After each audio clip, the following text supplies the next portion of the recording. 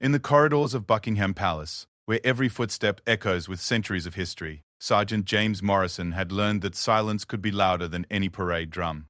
For 12 years, he had stood guard over Britain's most beloved monarch, witnessing moments of joy, ceremony, and quiet dignity that the world would never see.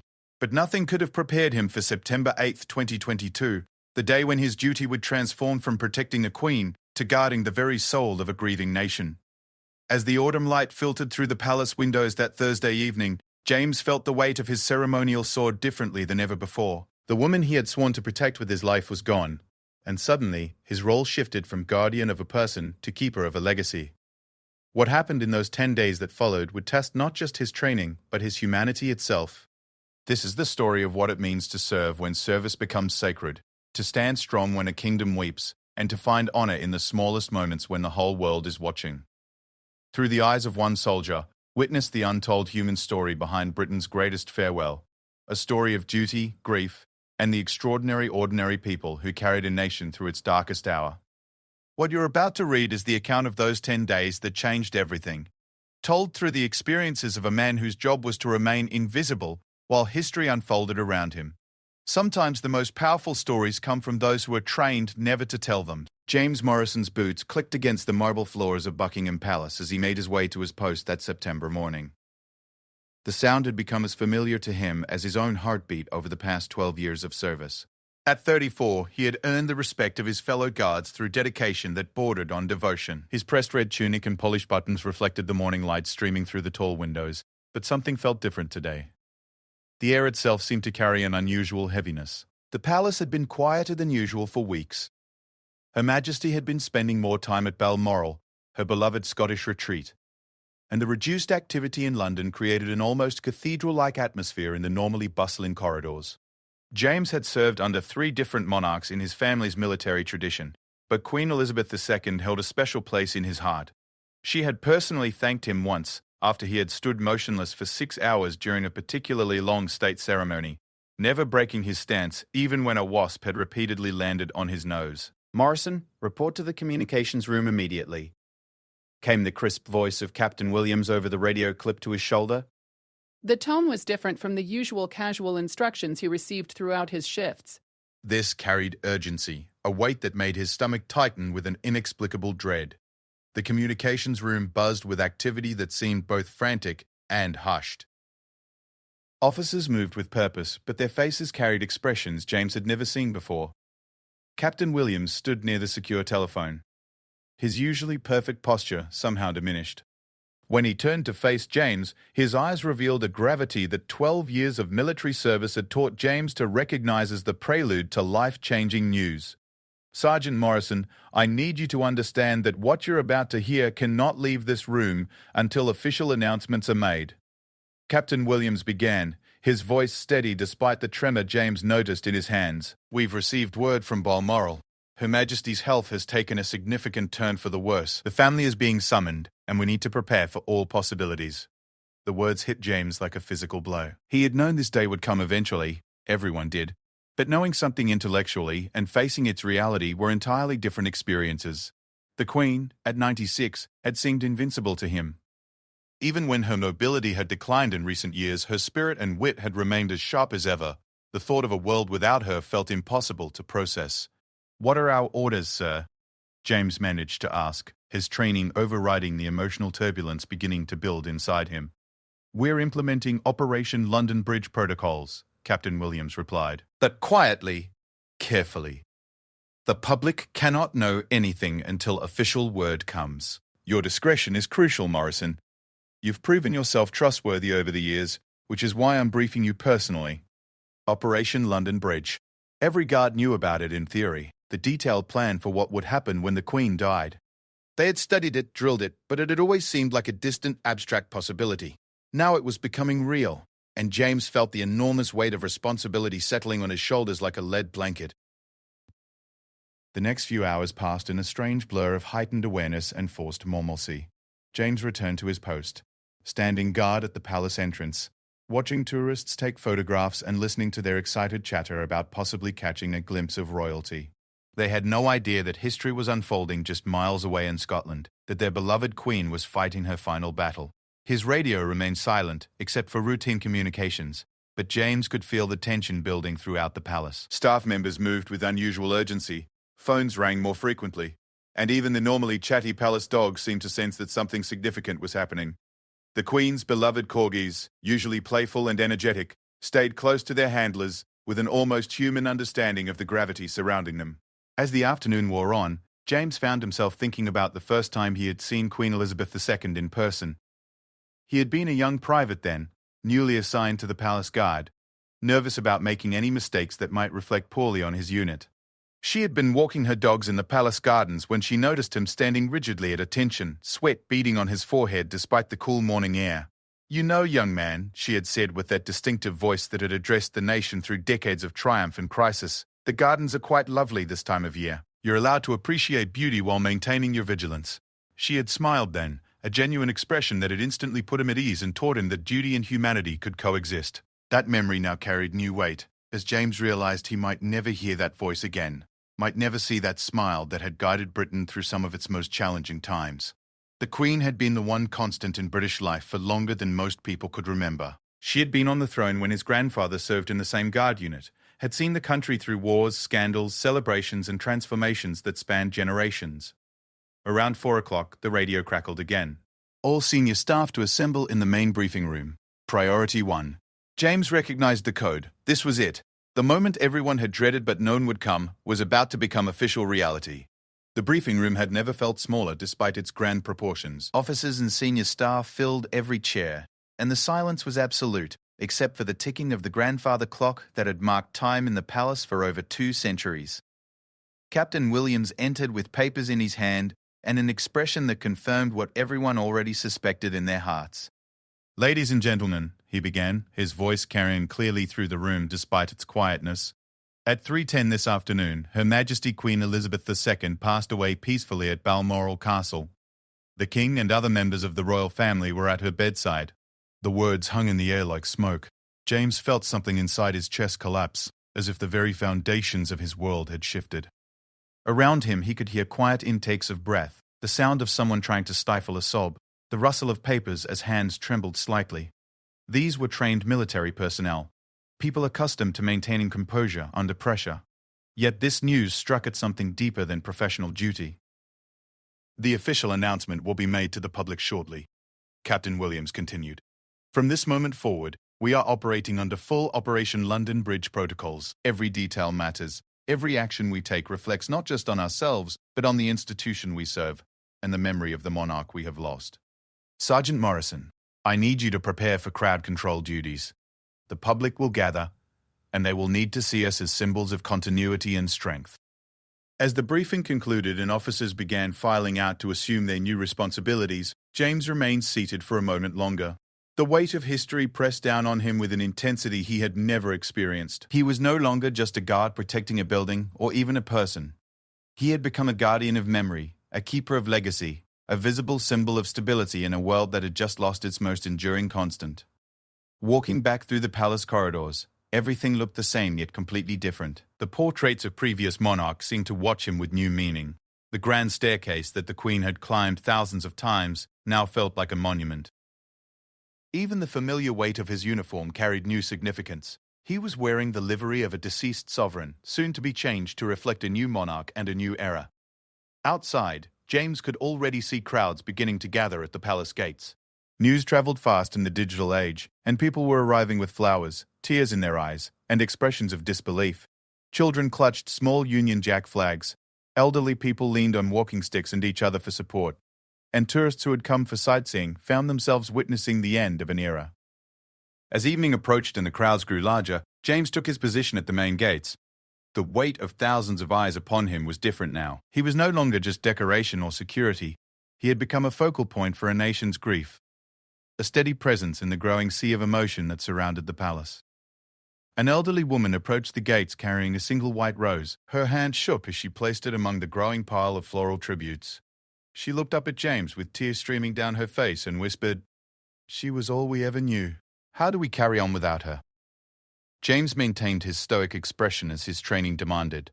But inside, her words echoed his own feelings. How did a nation carry on without the woman who had been its anchor for 70 years? How did anyone prepare for a world without Queen Elizabeth II? As he stood guard that first evening of the post-Elizabethan age, James realized that the next 10 days would test not just his physical endurance, but his ability to be a source of strength for a grieving nation while processing his own profound sense of loss. The lights of London began to twinkle in the darkness, and the crowd showed no signs of diminishing. If anything, they were growing larger as word spread, and people felt compelled to be near the palace, to be part of something larger than themselves in this moment of collective mourning. James straightened his shoulders, adjusted his grip on his rifle, and prepared himself for what he somehow knew would be the most important duty of his military career. The Queen was gone, but the monarchy would continue. Britain would endure, and he would stand guard through it all, a silent witness to history and a steady presence in the storm of emotion that was only just beginning to build. The hardest part wasn't standing still for hours at a time or maintaining perfect posture despite fatigue. It was knowing that millions of people were looking to him and his fellow guards as symbols of continuity when he felt just as lost and heartbroken as everyone else. The morning of September 9th arrived with an eerie quietness that James had never experienced in London before. Even the usually cacophonous traffic seemed muted, as if the entire city was holding its breath in collective mourning. He had managed only 3 hours of sleep after his late shift, but exhaustion felt irrelevant now. The magnitude of what lay ahead overshadowed any personal discomfort. Walking to his post before dawn, James noticed how different the streets looked. Newspaper stands displayed blackboarded headlines. Shop windows had hastily arranged memorial displays, and even the pigeons seemed more subdued than usual. The weight of overnight transformation was everywhere. Britain had gone to sleep with a queen and awakened with a king. 70 years of constancy had ended in the space of a single announcement. The palace grounds had been transformed overnight. What had been hundreds of mourners the evening before had become thousands by sunrise. The floral tributes had grown from a small pile to a carpet of color stretching far beyond the gates. Union Jack flags flew at half-mast from buildings across the city, their gentle movement in the morning breeze creating a visual rhythm of national grief. "Morrison, you're assigned to the front gates today," Captain Williams informed him during the morning briefing. "Crowd size is expected to reach unprecedented levels. We've never dealt with anything like this before. The public need to see us as pillars of stability. But remember, behind those gates, we're people too. Don't hesitate to call for backup if you need a moment." The captain's acknowledgement of their humanity felt like a lifeline. James had been trained to suppress personal emotion during duty, but this situation transcended normal parameters. Everyone was grieving, including the guards, and pretending otherwise would be both impossible and counterproductive. As he took his position, James watched the crowd dynamics with fascination and growing concern.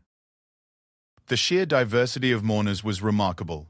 Elderly people who had known no other monarch, middle-aged individuals processing the loss of a constant presence in their lives, young parents explaining to confused children why everyone was so sad, and teenagers who seemed genuinely surprised by their own emotional responses to losing someone they had taken for granted. A group of school children arrived with their teacher, each carrying a handmade card for the Queen. Their innocent questions pierced through the formal atmosphere. Will the Queen read our letters in heaven? Who will take care of her dogs now? Why is everyone crying for someone they never met?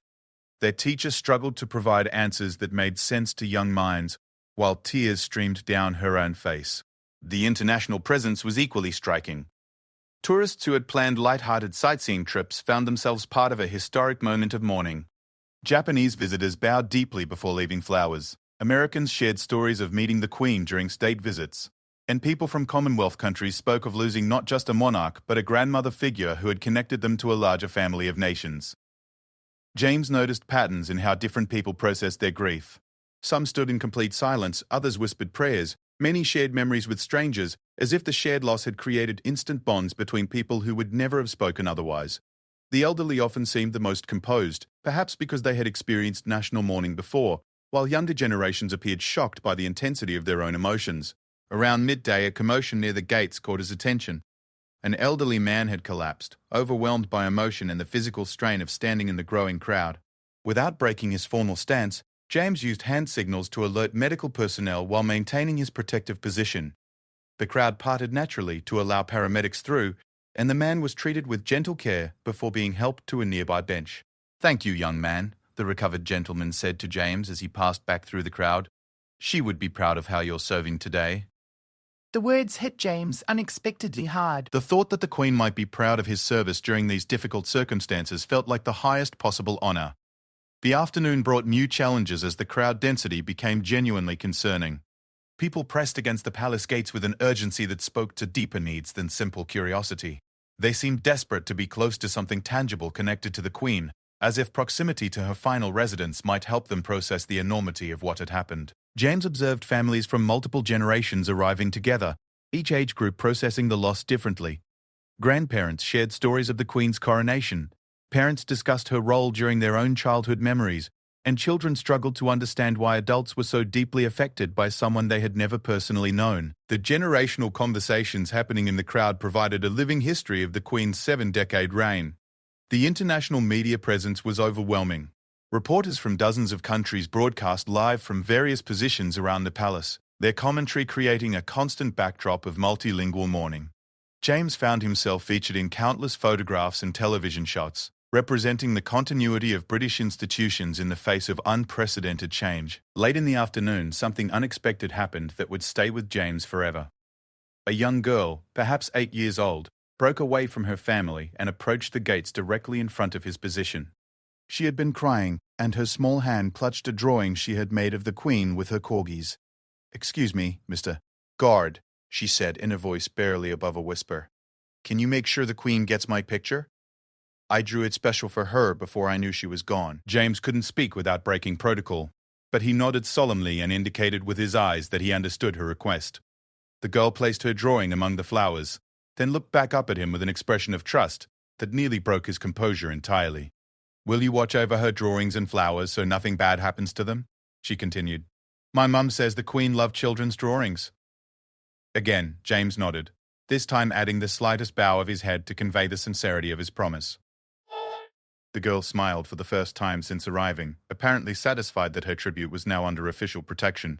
As she returned to her family, James realized that his role had evolved beyond crowd control or security.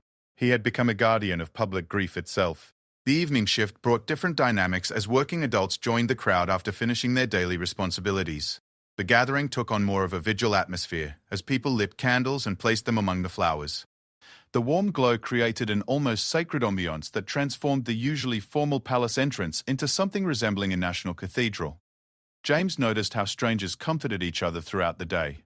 People shared tissues, offered water to elderly mourners, and created informal support networks among complete strangers united only by their shared sense of loss. The British reputation for reserved behaviour seemed suspended in the face of such profound collective emotion. A group of Commonwealth veterans arrived in full dress uniform, medals gleaming in the evening light. They stood at attention for nearly an hour, paying their respects to their former commander-in-chief. Their military bearing and obvious emotion created one of the most moving scenes James witnessed that day. When they finally departed, each veteran saluted in his direction, a gesture of respect between soldiers that transcended rank and circumstance. As darkness fell, the crowd showed no signs of diminishing. If anything, the numbers continued to grow as people finished work and felt compelled to be part of this historic moment. The sight of thousands of people gathered in peaceful mourning, united by shared loss despite their diverse backgrounds, created a powerful testament to the Queen's unifying influence on British society. The palace staff worked tirelessly to manage the logistics of such massive crowds while maintaining the dignity befitting the circumstances. James watched colleagues he had served with for years handle unprecedented challenges with grace and professionalism that made him proud to wear the same uniform. Everyone seemed to understand that their individual actions would become part of the historical record of how Britain honoured its longest-serving monarch. Technical challenges emerged as the day progressed. The sheer volume of floral tributes created logistical problems. Mobile phone networks became strained from increased usage, and transportation systems struggled to handle the influx of people arriving in central London. Yet somehow, everything kept functioning through improvisation and goodwill. James reflected on how the Queen herself would have handled such a day. Her legendary composure during crisis, her ability to find the right words for any situation, and her talent for making everyone feel personally acknowledged, all of these qualities seemed to live on in how the British people were honouring her memory. The crowd's behaviour reflected the values she had embodied throughout her reign.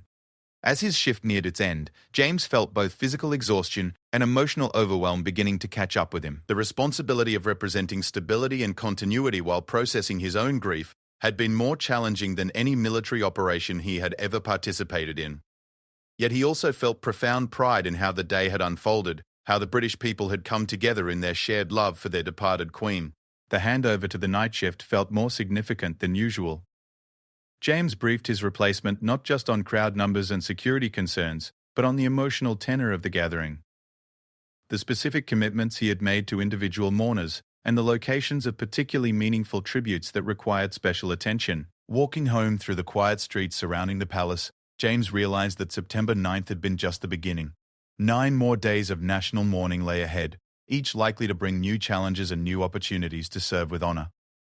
The Queen's state funeral would be the culmination, but every day leading up to it would require the same dedication to duty and compassion for public grief that had defined this remarkable first day.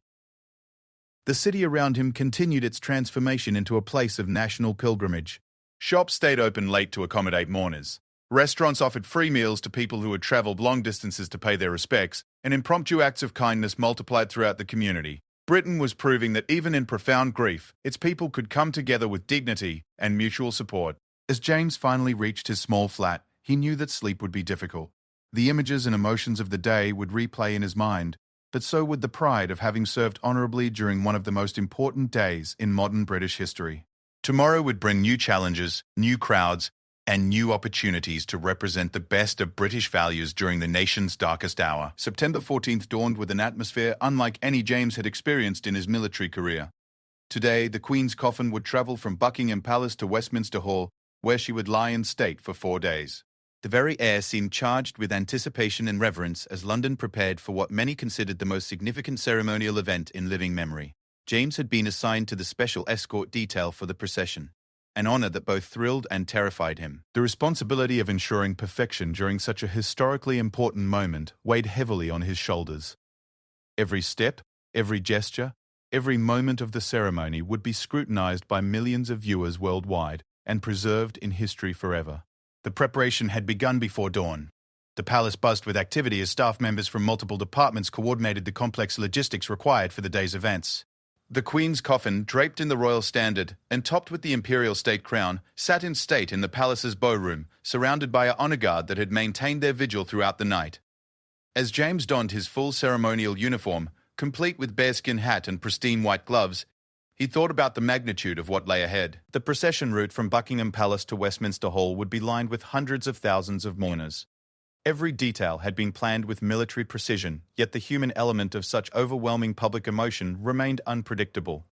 The morning briefing was more comprehensive than any James had ever received. Officers outlined not just the ceremonial requirements and timing, but also contingency plans for crowd control emergencies, medical situations, and the unprecedented media coverage that would document every moment. The weight of representing British military traditions to a global audience felt almost crushing. "Gentlemen," Captain Williams addressed the assembled guards. "Today you carry the honor not just of your regiment, but of the entire British military tradition. The Queen served as your commander-in-chief for longer than most of you have been alive. Every step you take today honors that service and her memory. Maintain your discipline, remember your training, and know that millions of people worldwide are counting on you to get this right." The procession formation included elements from all branches of the military, each with specific roles and positioning that had been rehearsed countless times. James found himself assigned to the immediate escort surrounding the gun carriage that would bear the Queen's coffin. The proximity to such a historically significant moment felt surreal. He would be walking within feet of Britain's longest-serving monarch on her final journey through London. As the procession prepared to depart, James noticed the profound silence that had settled over the palace grounds. Even the usually busy staff moved with hushed reverence, as if speaking too loudly might somehow diminish the solemnity of the occasion. The weight of history pressed down on everyone present, creating an atmosphere of collective responsibility that transcended individual roles. The moment the palace gates opened and the procession began moving onto the streets of London, James was struck by the sheer scale of the crowds that had gathered. People stood 10 deep along the entire route, many having waited since the early morning hours to secure viewing positions. The silence from such a massive gathering was remarkable. Hundreds of thousands of people paying their respects in near-complete quiet, except for the rhythmic sound of marching feet and the rolling wheels of the gun carriage. Walking through the streets he had patrolled countless times during normal duties, James saw London transformed into something resembling a massive outdoor cathedral. Black drapes hung from windows, flowers carpeted every available surface, and the faces in the crowd reflected the profound loss felt by the nation. Children sat on their fathers' shoulders, elderly people leaned on walking sticks and each other for support, and tears flowed freely without shame or embarrassment. The diversity of the mourners was striking, even from his position in the procession. James glimpsed people from every background and nationality, united in their respect for the departed Queen. Commonwealth flags mixed with Union Jacks, military veterans stood alongside families with young children, and the wealthy stood next to the working class in perfect equality of grief. As they passed significant landmarks along the route, James reflected on the Queen's connection to each location. The Mall, where she had appeared on the balcony for countless celebrations.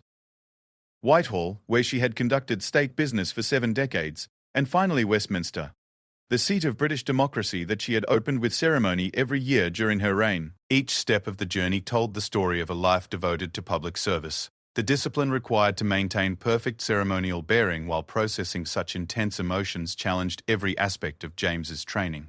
The urge to acknowledge the mourners, to somehow comfort the children he saw crying in the crowd, or simply to wipe away his own tears had to be completely suppressed. Yet somehow, maintaining that stoic composure felt like the most meaningful tribute he could offer to the Queen's memory. Westminster Hall appeared ahead, its ancient stones having witnessed nearly 1,000 years of English history. The building had hosted the line and state of previous monarchs, but never for someone who had reigned so long or meant so much to so many people worldwide. The site of the medieval hall, prepared for this most solemn purpose, created a bridge between centuries of tradition and the present moment of profound loss. The ceremony inside Westminster Hall unfolded with breathtaking precision and dignity. As the Queen's coffin was positioned on the catafalque, surrounded by candles, and guarded by representatives from each branch of the armed forces, James felt the full weight of British constitutional history. This building had seen the trial of Charles I, the lying in state of Churchill, and countless other moments that define the nation's story. The first members of the public were admitted shortly after the official ceremony concluded, beginning what would become a continuous stream of mourners over the next 4 days. James watched from his position as ordinary citizens filed past the Queen's coffin, many overcome with emotion, others standing in silent respect, all participating in a ritual of national farewell that connected them to generations of British history. The diversity of the early mourners was remarkable. James observed elderly people who had lived through the entire duration of the Queen's reign walking alongside young families, explaining the significance of the moment to their children. Commonwealth citizens had travelled thousands of miles to pay their respects, while Londoners made pilgrimages from across the city to participate in this historic goodbye. The queue system established for public access quickly revealed the extraordinary dedication of those wishing to pay their respects. People were prepared to wait for hours, even days, for the opportunity to spend a few moments in the presence of their departed Queen. The organization required to manage such massive numbers while maintaining the dignity of the occasion challenged every aspect of ceremonial protocol. James's duties evolved throughout the day as he rotated between different positions around Westminster Hall. Sometimes he stood guard outside the building, watching the seemingly endless queue of mourners snake through central London. Other hours found him inside the hall itself, maintaining the honor guard around the Queen's coffin as thousands of people filed past in respectful silence. The emotional impact of witnessing such continuous grief was overwhelming. James saw grown men break down in tears, elderly women collapse with the weight of their loss, and children struggle to understand why adults around them were so profoundly affected. Yet he also witnessed countless acts of kindness as strangers supported each other through their shared mourning. International visitors added another dimension to the experience. James heard conversations in dozens of languages, as people from around the world came to pay their respects to a monarch who had represented stability and continuity not just for Britain, but for much of the global community. The Queen's role as head of the Commonwealth and her relationships with world leaders had created bonds that transcended national boundaries. The media attention was unlike anything James had ever experienced. Television cameras captured every moment, newspaper photographers documented every angle, and international reporters provided continuous commentary on the unprecedented scenes unfolding in London. Yet somehow, the presence of such extensive coverage didn't diminish the authenticity of the public grief being expressed. As evening approached and the lighting inside Westminster Hall shifted to create an even more solemn atmosphere, James reflected on how the Queen herself would have responded to such an outpouring of public affection. Her lifelong commitment to duty and service was being honoured by millions of people who had felt personally connected to her despite never having met her. The night shift brought different dynamics as the character of the mourners changed. Working people who had finished their daily responsibilities joined the queue, often arriving directly from offices and factories still wearing their professional clothing. The dedication of people willing to sacrifice sleep and comfort for the chance to pay their respects spoke to the deep personal impact of the Queen's death across all sectors of society. James noticed how the extended queuing time created unexpected communities among the mourners. People shared food, offered blankets to elderly visitors, and formed friendships based solely on their shared commitment to honouring the Queen's memory. The British tradition of queuing had become a form of collective meditation on loss and respect. The continuous nature of the vigil meant that guards rotated in carefully choreographed changes that maintained the solemnity while providing necessary relief for personnel. James marvelled at how his colleagues maintained perfect composure despite the emotional and physical demands of the extended ceremony. Everyone seemed to understand that their individual performance contributed to a collective tribute worthy of their departed monarch. Technical challenges emerged as the massive crowds strained London's infrastructure. Transportation systems worked beyond capacity. Mobile phone networks struggled with increased usage, and sanitation facilities required constant attention. Yet somehow, the city managed to accommodate hundreds of thousands of additional visitors while maintaining the dignity required for such a solemn occasion. As James's shift ended and he prepared to return home for a few hours of rest before tomorrow's duties, he looked back at Westminster Hall glowing in the darkness, still surrounded by mourners willing to wait through the night for their moment with the Queen. The sight reinforced his understanding that he had been privileged to participate in one of the most significant events in modern British history. The walk home through central London revealed a city transformed by grief and remembrance. Spontaneous shrines had appeared at street corners, pub windows displayed memorial messages, and the usual evening energy had been replaced by a contemplative quiet that seemed to honour the Queen's memory with every footstep. Lying in bed that night, James knew that the most challenging days still lay ahead. The state funeral would bring even greater crowds, more complex logistics, and the final goodbye to a monarch who had defined British identity for generations. Yet the events of this day had shown him that both he and his fellow citizens were capable of rising to meet such historic occasions with dignity, respect, and love. The days leading up to September 19th brought an intensity to London that James had never experienced in his military career. The city was transforming into the centre of global attention, as world leaders, dignitaries and millions of ordinary citizens converged, for what would become the largest gathering of international leaders in British history. Westminster Hall continued to draw endless queues of mourners, while across the city preparations for the state funeral reached fever pitch. James found himself assigned to the advanced security team responsible for coordinating with international protection services. The complexity was staggering. Presidents, prime ministers, monarchs, and heads of state from nearly every nation on earth would be attending the funeral. Each delegation brought its own security requirements, cultural protocols, and logistical needs that had to be seamlessly integrated into the British ceremonial framework. The briefing room at Scotland Yard buzzed with activity as representatives from intelligence services worldwide coordinated the most complex security operation in British history. Maps covered every available wall space, showing movement patterns, evacuation routes, and positioning for hundreds of officials who would need to be protected while participating in public ceremonies. James listened in amazement as coordinators discussed managing security for everyone from the President of the United States to the Emperor of Japan, all while maintaining the solemn dignity required for a state funeral. Sergeant Morrison, Commander Phillips called him aside after the main briefing. Your experience with ceremonial duties and crowd management makes you valuable for the international liaison team. We need guards who understand both security protocols and the emotional significance of what we're managing. You'll be working directly with foreign protection services to ensure their principals can participate safely in the ceremonies. The assignment felt like both an honour and an enormous responsibility. James would be representing British military professionalism to security services from around the world while helping coordinate protection for some of the most powerful people on Earth. The Queen had hosted many of these same leaders during state visits throughout her reign, and now they were returning to pay their final respects.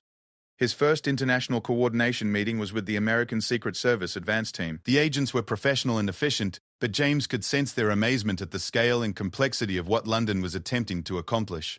Protecting a single president was challenging enough. Coordinating security for dozens of world leaders simultaneously while managing millions of civilian mourners pushed the boundaries of what anyone had ever attempted. We've done state funerals before, Agent Rodriguez explained to James as they reviewed Westminster Abbey's floor plans, but nothing approaching this scope. The number of variables is unprecedented. How do you maintain ceremonial protocols while ensuring everyone's safety when the guest list includes people who normally require entire city blocks to be cleared for their visits? The question highlighted the unique challenge facing everyone involved in the funeral preparations. This wasn't just a security operation or a ceremonial event, it was both simultaneously, requiring perfect coordination between military tradition, diplomatic protocol, and modern security requirements. Every detail had to honor the Queen's memory while protecting the world's most prominent leaders in a very public setting. James spent the next 2 days rotating between different international teams, learning about security requirements he had never considered. The Japanese delegation required specific positioning based on imperial protocol. The Commonwealth representatives needed coordination with their own ceremonial guards, and various European monarchs brought centuries-old precedence requirements that had to be balanced with practical security concerns. The human stories behind the official delegations fascinated James as much as the logistical challenges. He met protection officers who had been guarding leaders for decades, some of whom had developed personal relationships with the Queen during previous visits. Their professional composure couldn't completely hide their own sense of loss at her passing, adding another layer of emotional complexity to an already challenging assignment. President Biden's advance team shared stories of his multiple meetings with the Queen over the years, describing how she had made him feel personally welcomed, despite his being one of hundreds of world leaders she had hosted during her reign. She had this gift, Agent Thompson explained, of making every leader feel like their conversation with her was the most important part of her day. The president genuinely mourns her loss, not just as a statesman, but as someone who appreciated her personal grace. The Commonwealth delegations brought their own special significance. Leaders from countries where the Queen had served as head of state spoke of losing not just a monarch but a personal connection to their nation's histories. James worked with protection officers from Canada, Australia, New Zealand, and dozens of other Commonwealth nations, all of whom were managing their own leaders' grief while coordinating complex international travel and security arrangements. The evening before the funeral, James was assigned to the final security sweep of Westminster Abbey. Walking through the ancient cathedral, where the Queen had been crowned 70 years earlier, he felt the weight of history pressing down with almost physical force. Every stone seemed to echo with centuries of British tradition, and tomorrow's ceremony would add another chapter to that story, while bringing the Queen's remarkable reign to its conclusion. The abbey had been transformed for the occasion while maintaining its sacred character. Every seat had been precisely positioned according to protocols that balanced diplomatic precedence with security requirements. James checked sightlines and emergency exits while marveling at how the building that had hosted coronations for nearly 1,000 years was preparing to host a farewell that would be watched by billions of people worldwide.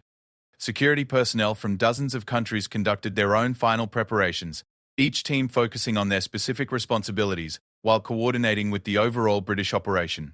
James observed the professional respect and cooperation between services that normally operated independently, united by their shared commitment to ensuring the funeral proceeded without incident. The night before the funeral, London took on an otherworldly quality. Streets that would normally be bustling with evening activity were closed to traffic and filled instead with people who had travelled from around the world to be present for the historic goodbye. Many had no tickets to any ceremonies but simply wanted to be in London on this momentous day, to be part of something larger than themselves. James walked the security perimeter around Westminster Abbey one final time. As dawn approached on September 19th, the queues for Westminster Hall had finally ended as the lying-in state concluded. But the crowds gathering for the funeral were already substantial. People lined the streets despite the early hour, many having camped overnight to secure viewing positions for the funeral procession. The morning briefing for all security personnel was held in the pre-dawn darkness, bringing together British forces with international protection teams in a coordination meeting that represented the culmination of weeks of planning. Every possible contingency had been considered, every timing element rehearsed, every communication protocol established. Yet everyone knew that managing such a complex event would require constant adaptation and professional judgment. Today we honour not just our Queen, Commander Phillips addressed the assembled officers, but the values she embodied throughout her reign: duty, service, dignity, and grace under pressure. Every action you take today reflects those values and contributes to ensuring that her final public appearance maintains the standards of excellence she demonstrated throughout her life. As James took his position for the morning's events, he reflected on how the past 10 days had tested every aspect of his training and character. From the initial shock of the Queen's death, through the continuous demands of managing public grief, coordinating international security, and maintaining ceremonial standards, he and his colleagues had been pushed beyond anything their training had prepared them for. The arrival of world leaders at Westminster Abbey created a fascinating display of international respect and British ceremonial precision. Each delegation was received according to protocols that balanced diplomatic courtesy with security requirements, creating a carefully choreographed dance of global leadership gathering to honor one extraordinary woman's life of service. James watched as former adversaries sat side by side in the Abbey, united in their respect for the Queen's role as a stabilizing force in international relations. Leaders who rarely agreed on anything had come together to acknowledge her unique position as a bridge between different eras, political systems, and national interests. The sight of so many world leaders gathering peacefully in one place felt like a testimony to the Queen's influence on global diplomacy. Her ability to maintain relationships across political divides had created opportunities for communication and understanding that transcended normal diplomatic channels, and today's gathering demonstrated the respect those relationships had earned. As the morning progressed and final preparations were completed, James felt the enormity of what was about to unfold. In a few hours, the world would say goodbye to Queen Elizabeth II, with ceremonies that balanced British tradition, international protocol, and deeply personal grief on a scale never before attempted. The success of the entire operation would depend on thousands of individuals like himself, performing their duties with excellence while processing their own sense of loss. The crowds gathering outside Westminster Abbey and along the funeral route represented something unprecedented in modern history. Millions of people had come to London or were watching worldwide, united in their desire to participate in honoring a woman who had dedicated her life to serving others. James realized that he wasn't just providing security for a funeral.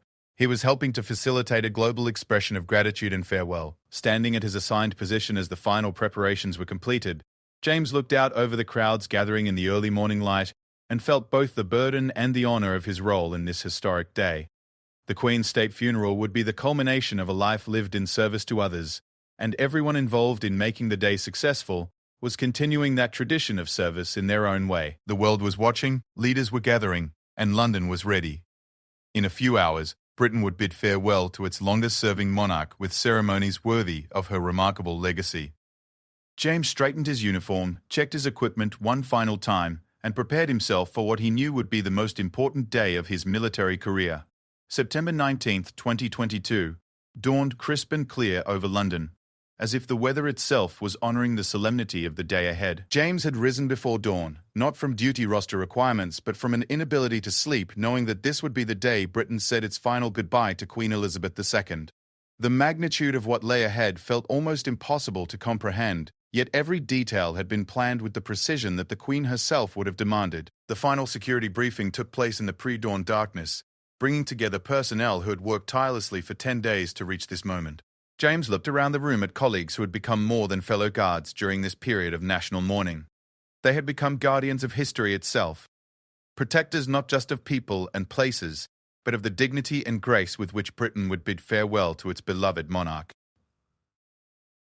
Gentlemen and ladies, Commander Phillips addressed the assembled forces.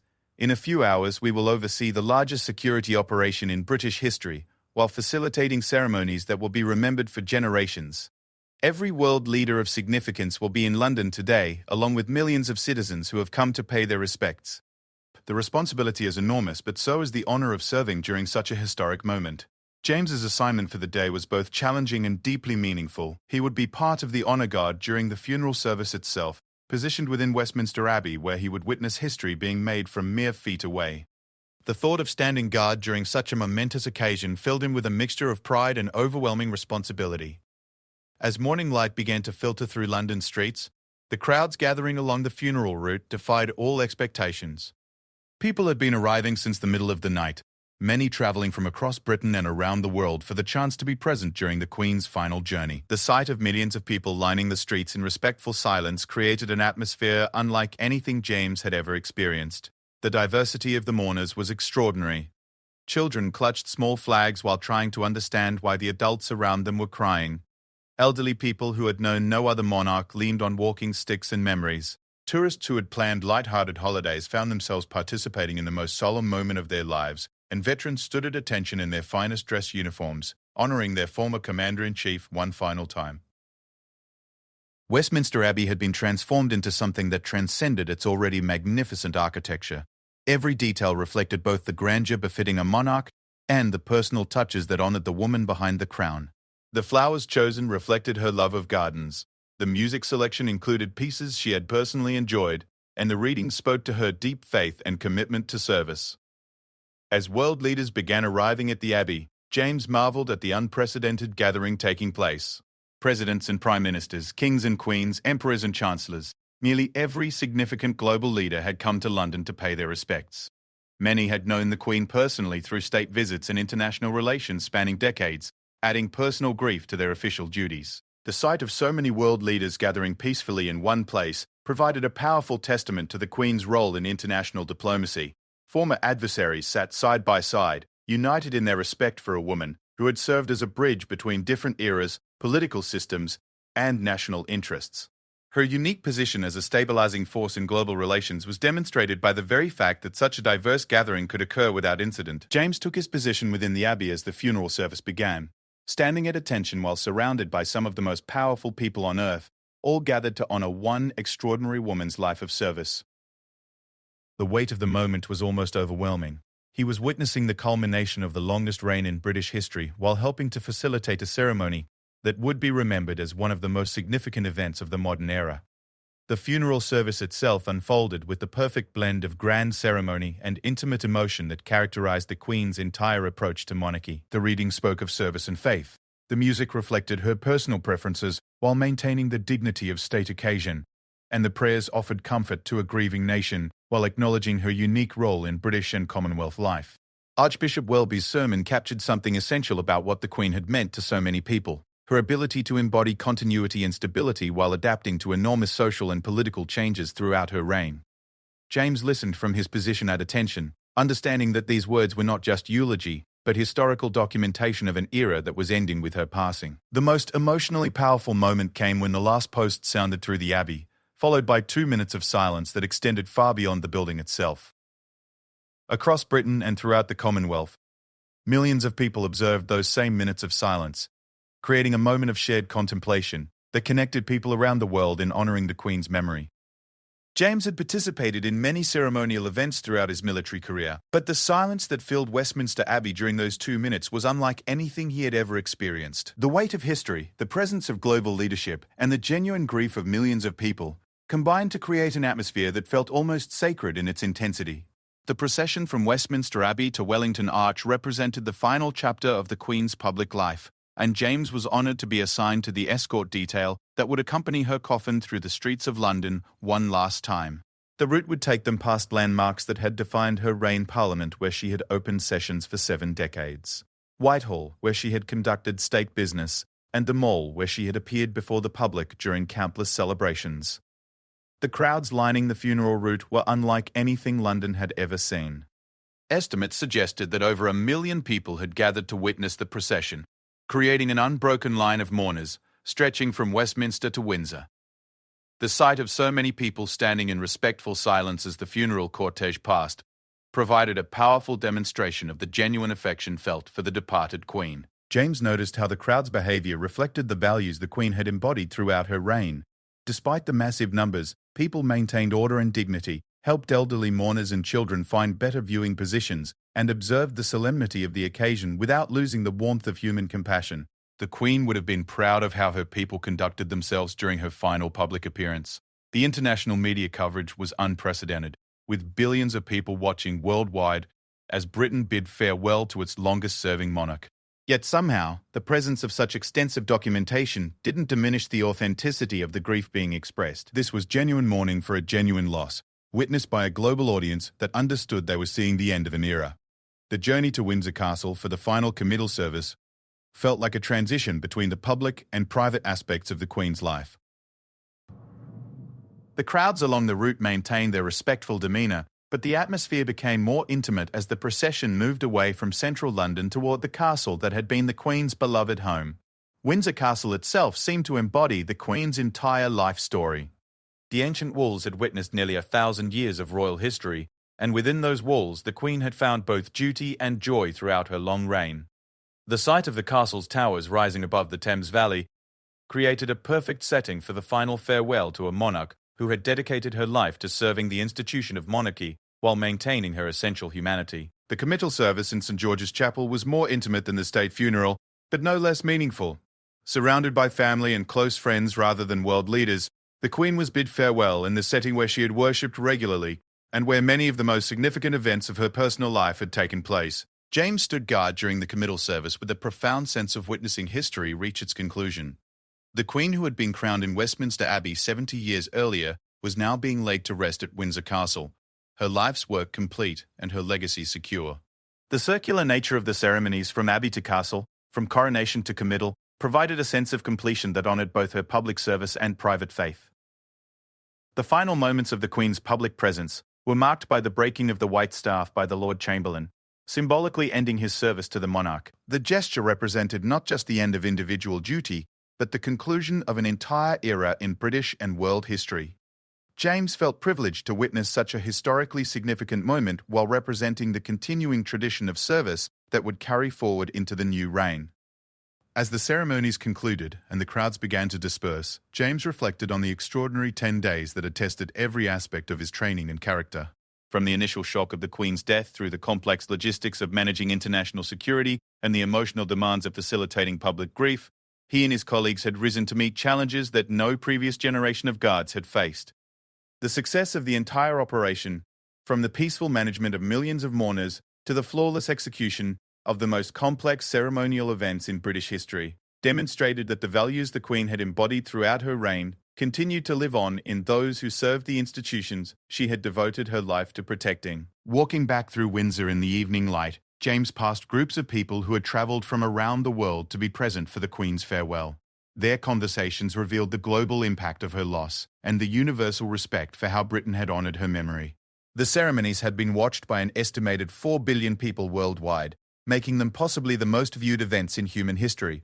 The international praise for how Britain had managed the funeral arrangements reflected not just organisational competence, but the deeper values of dignity, respect, and service that the Queen had represented throughout her reign. James felt proud that he and his colleagues had contributed to upholding those standards during the nation's most important ceremonial obligations. As he finally returned to his quarters that evening, James knew that his military service would never again require him to meet such enormous responsibilities or participate in events of such historic significance.